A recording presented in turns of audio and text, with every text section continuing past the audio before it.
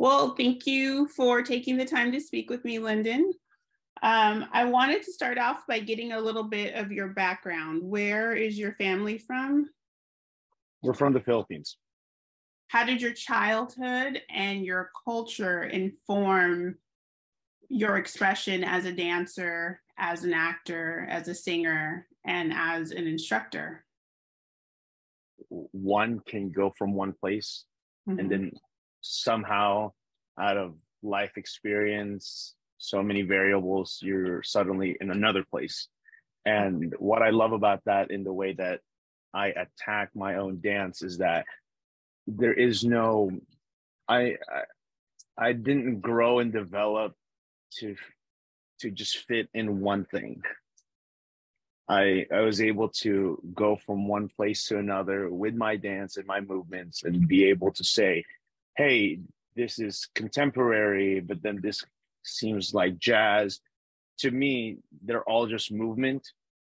Like the movement comes first in the characterization, which is very important when you're actually teaching, because oftentimes, oh, you're taking jazz class now, you're taking ballet class or hip hop, and then suddenly your body actually stays within the confines of that, which is good in terms of learning the form. However, as a freestyle dancer and as a free mover, you want to be able to say, these are all just movements and I can inhabit and access them. Similarly to me growing up in the Philippines, and now I'm in the United States and just completely different places that now I have access to and continue to, live through like dance would. Right. Because people can learn to dance, but then there are people who dance as expression, right? As like, there's something in me that I have to let out in this way. Right. So like, what is it for you and how did you recognize it and then cultivate it? I just asked like 4 different questions at once, but I think through it. I think we can work through that. So I'm not an innate dancer. I had to work extremely hard and do a lot of reps to be able to break my body to be able to do what I'm doing now. And I have not yet met all my goals. I'm still in the process of even figuring that out. However, I think that, the repetition brings familiarity. And when things are familiar, we easily go towards those instincts. So as a dancer, you have these innate instincts to do. I think a lot of times people that can't freestyle have not developed what their instinctual movement would be. And so we want to start with that. After you've developed your instinctual routine as a dancer, you build relationships now with the music. And so that where that comes from, where that inspiration comes from is now not, I have developed myself as a dancer within, but then now the music is informing the movements and my relationship to it. It's very similar actually to when you go anywhere, right? And you're hearing a cool beat and you kind of just nod your head. And regardless if you're a dancer or not, there is this oneness with the things around you that maybe we're not even conscious that we're doing. That whenever there's music that comes on, that's why we relate to certain music, because there is a wavelength that we kind of grab and attach towards, and then now you make a relationship with that. And I think the body rides it in a way that is comfortable and familiar, so it can even start with just a simple nod. A dance can start from there, which I hope that inspires people, whoever gets to hear this, that dancing can start from the smallest of things, and sometimes that's the more beautiful thing. You're not even thinking about it. I want to go back. You used the term you said breaking your body or to break your body. What exactly does that mean? I had an instructor in college that's said I was not a natural dancer in ballet. She was an amazing hip hop instructor, Wendy from Moore Park College. But she was, at least from how I remembered her saying this, that ballet was not her thing, but she wanted to do it. And so she said, I broke my body. And there's something to that as a mover, to break grounds, to progress forward, that is relatable in all the stages of development. That you are constantly putting yourself in this growth mode, and growth mode can be painful, or at least we receive it as pain. Once you get through that and you realize that it's not personal, that's really when you can really, really grow. Because the push-ups are hard when you feel like it's personal. The plank is hard when you feel like it's hurting you personally. But the moment that you mentally really work on that and say, no, I have an objective, and we're getting through it. And there's a healthy way to do that, right? You don't breaking the body. I don't literally. Well, and so I suppose if you have very stiff legs and you got to do the splits, you have to, right? You have to, right? There's micro tears there. So how I received it when you said it was like breaking through the perceived limitations of your body. Yeah. But some of those limitations are very real, right? Like I can't do the splits right now. Right now is key. Is key to that. Right now, I can't do it. I believe that one day I will be able to do them again if I keep working on it, right? So I don't. It just struck me as breaking through the limitations, the perceived limitations. Yeah, you have a threshold of your capabilities at the moment, but this comes back to being from a different place, where and sometimes when I'm teaching kids and I recognize that they've already set the barrier, the ceiling for their own development, I recognize that sometimes you just need to have enough experience to say that, oh, I was over here and then now I was over there. Although there are many immigrants, right? There's a lot of people that come and go to different places, different countries, not just immigrants per se, but a lot of people go on adventures and go to different places. Oftentimes kids, and those kids grow into adults, have not developed this idea that, okay, I don't have to necessarily set this ceiling and limit, because I can be somewhere else, and so conveying that is very important. Breaking the body lightly, I think, is the teacher's, puzzle for their students.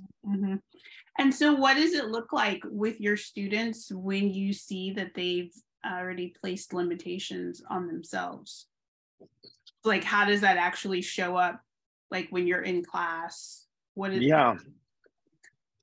it manifests itself as the teacher must recognize that when kids say things, are they saying what they're saying by definition, or are they expressing something else? And oftentimes they're just expressing frustration. You're playing the guitar, right? And all of a sudden it's like, why can't I get this note? Why can't I reach it? It's so far away. Well, we talk about it. You tell your student, well, look at my fingers. Mine used to be like yours, and now they're a little bit bigger.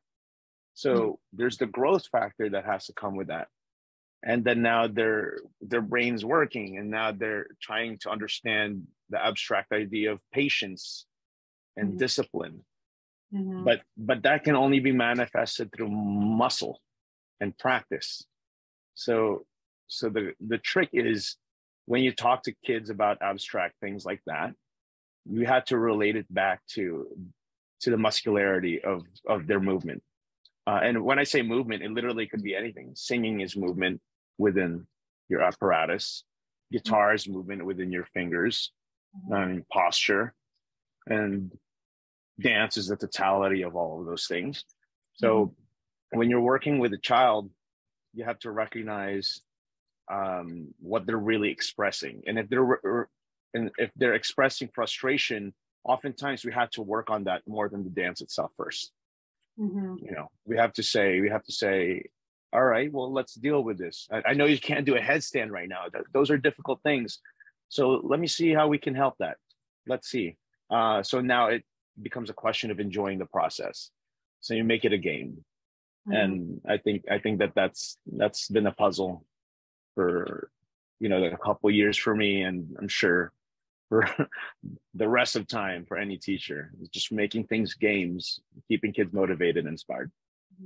And so is that what you do with yourself, being that you do so many different things? I make things a game. In some ways, right? Because you're continuing to progress.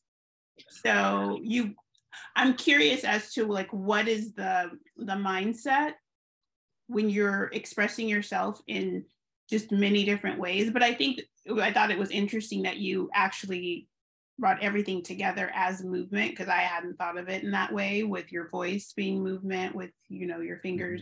So now it feels like it's similar, but those are different forms of expression. So how do you keep yourself in the I want to say like creative space or expression space to just keep going? I have built around me things that keep me accountable. I throw myself in the fire a lot. Someone calls me, looks for my expertise, and I am one to say yes. Oftentimes, you know, maybe sometimes not even look. I look at the logistics a lot. My calendar is my best friend. I have it all laid down. You know, I have it written nicely everywhere. But I think a lot of it has to do with the accountability factor. But I also told this to a friend of mine, where you know, they asked me what makes you an artist, and I said, well, I think that I enjoy writing things down when I wake up. I enjoy seeing what I'm going to do for the day, and somehow these boxes occupy things that is of art and of athletics. And I enjoy just ticking the box and saying that I did a good job. And I feel like they all encompass artistry and athleticism. And so I suppose that makes me an artist and an athlete. I used to think that I had to do it when I was younger. When I was 19, going till like 26, I was like, I'm an artist. There's nothing else for me but, you know, film or bust, I would say. I used to say. And I think a lot of people can relate to that. Like, yeah, I'm gonna do this or not, you know, or not do anything at all. But I think that growing up a little bit, there are certain adult obligations that I think I can't escape that. I think that has to be part of the conversation. Because if I had it my way, there's another life that is calling, you know, in some ways, you know, that is a little bit away from all the activity, you know, almost like back in the Philippines, people had like Huckleberry Finn lives. That's what I call them. Where you kind of, you know, you wake up and all right, I'm gonna pick a fruit from somewhere. I'm gonna go over yonder and, like, you know, walk around the stream and kind of enjoy the nature. Very you know, like when poetry used to be like romanticism back in the 1800s. So, all that, like that kind of life actually calls me in some ways, so when I think about whether I have to do the events, if I had to do the dance, if I had to go on the stage, I like it a lot, and the social aspects keep me accountable, and it goes back to that. So in that Huckleberry life, would you still be dancing by the stream? Oh man. Wow. I think that there's just this there's this stress that we put on ourselves, based on where we live. And if people have never really experienced anything else, they'll just see it as that's how it is. But I've experienced how my childhood was in the Philippines, and yeah, you have to make your ends meet, but there is, maybe it's a little bit different now. Things are a little bit more industrialized over there. But back when I was younger, for sure, you had the analog life of going out and, playing with sticks, and they were swords or they were wands. And, you had, like, I really am drawn to that still. But I understand my social obligation, and I put myself in a position where I can pick up anything and just go. I'm directing live events, I'm teaching kids, and so that is very important to me. Those are important parameters that I have set for myself to be productive as well, because I also want to contribute to humanity. There is that innate feeling of like contribution that I would like to, see. I've worked really hard on myself, and to the point that I feel the most me when I'm teaching. And maybe that's a way to cope, for your own mistakes. But it certainly is doing some really good work right now, and I want to keep that going. So do you find coupling the life as an entrepreneur and as a creative, like, I had this conversation with someone yesterday. It's like, you can be too creative and not have enough business acumen, and you're going to be in trouble, right? And then too much business, and like you have no concept of the creative and like what that requires. And that's trouble as well. So how do you find, if you found, or maybe you're finding, right, like the balance for yourselves too, so that you can feel good about what you're doing, and like you said, feel productive and feel like you're contributing to humanity? Oh man. So I wanted to be a novelist when I was 19. I was like writing a lot, and I was learning how to write. I was writing how to put together books on Microsoft Word, and then put it into Amazon, and do all that stuff. And then I realized after the product was finished, oh my gosh, I have to do marketing. Oh no. I've spent all my energy, and I was so naive. I was like, yeah, I'm going to finish this thing and it's going to blow up, like it's just so good, But then I was like, people were asking me questions that I didn't know how to answer. Like, what is it about? I'm like, I didn't have a log line. I didn't have a selling point. I was like, well, I guess it's just, it's just a guy that has a friend in his brain, and they're fighting over the narration of the story. Like, I mean, I guess that's kind of cool to hear now. That's kind of, that's kind of cool to hear now. But I'm a little bit older to be able to reflect and see that that's what it was. But back when I was like writing it, I was like, I don't know, man. These are just feelings, and they're just all over the place, but it's poetic, blah, blah, blah, blah, blah. so I didn't have a marketing point. So that was my first introduction to business. Mm-hmm. I was like, oh man, there's this entire beast that I have to like understand.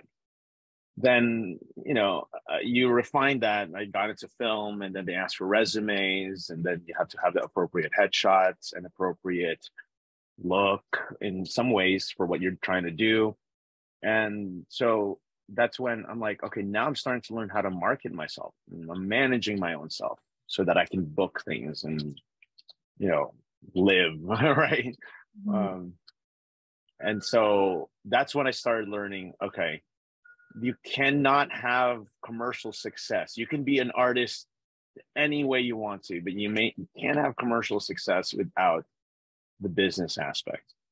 It's intertwined. So it's either you do it yourself or someone has to manage it for you, which then obviously you'll have your own agreements. And that's when I really was thrown into the world of the industry. And that was like when I was like, I've landed. I'm here. Mm-hmm. Yeah. And so do you enjoy that at this point in your career? Yeah, I do. Like I said, I'm fortunate that I'm not married to certain activities. I'm married to productivity. I don't have to, like if I finish my songwriting for the day, great. If I've recorded something to send over to a producer, great.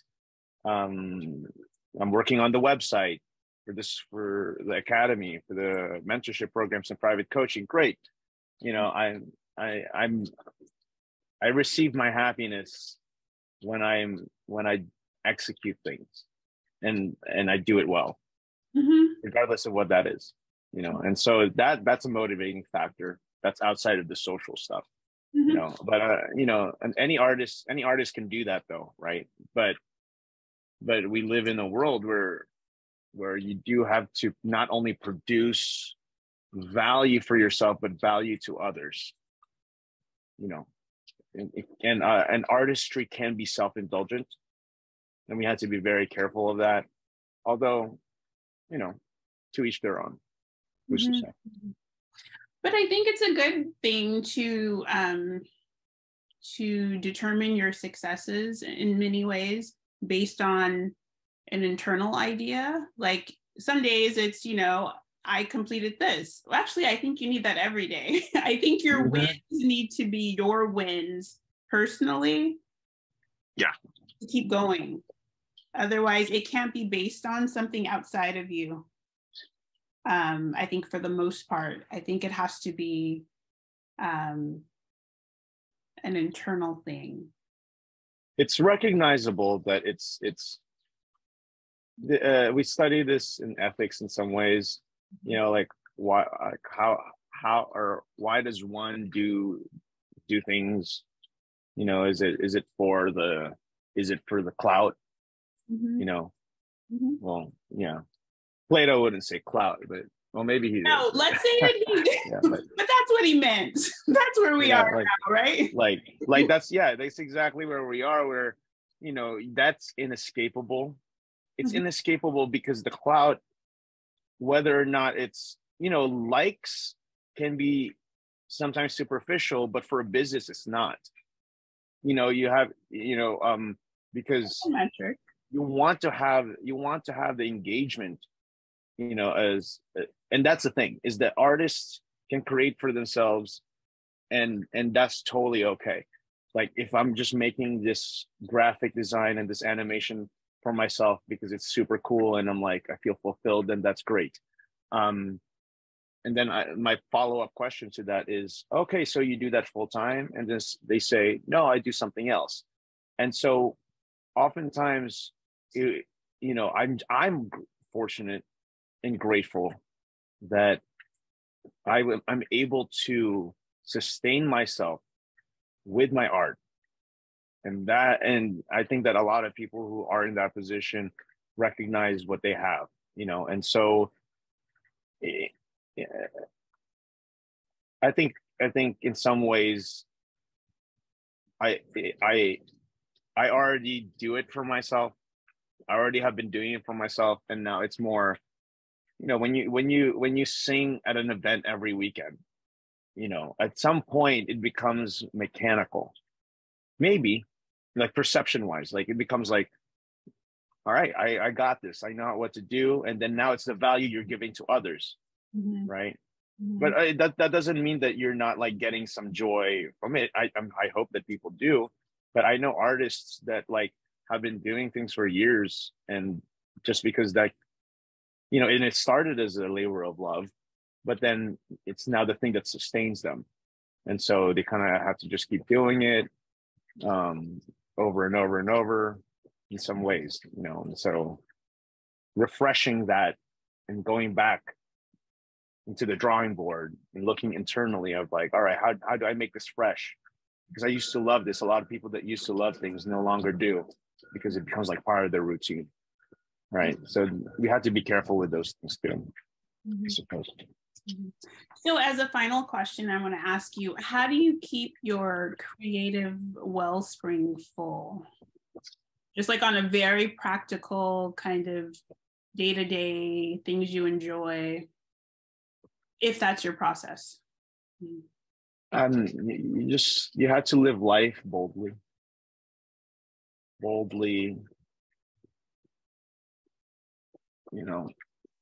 move forward with intention. That doesn't mean all the time. It doesn't have to be. It gets tiring when it's all the time. It doesn't have to be.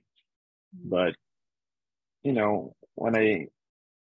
I teach kids, I try to excite them in a way that is forward thinking, and in return, what always gets reinforced with me is that the creative juice is, they're from the fruits of your experience, and you have to put yourself out there. We can get stuck in a routine, and if so, then for me at least, I'm always daring, a little edgy sometimes, do something that you haven't really done, just for the sake of it, for the sake of it. And I think that the art is a reflection of those moments. My art is a reflection of those moments. Yeah. Well, thank you. That was nice. That was very nice. Yeah, thank you. Yeah, I appreciate your time and just all of Likewise. the wisdom that you've shared. I'm sure it will be beneficial. Yeah, thank you so much. Whoever gets to see it, just final words is to each their own. Don't take anything too serious. I needed to learn that earlier. Amen. Yeah. Thank you so much.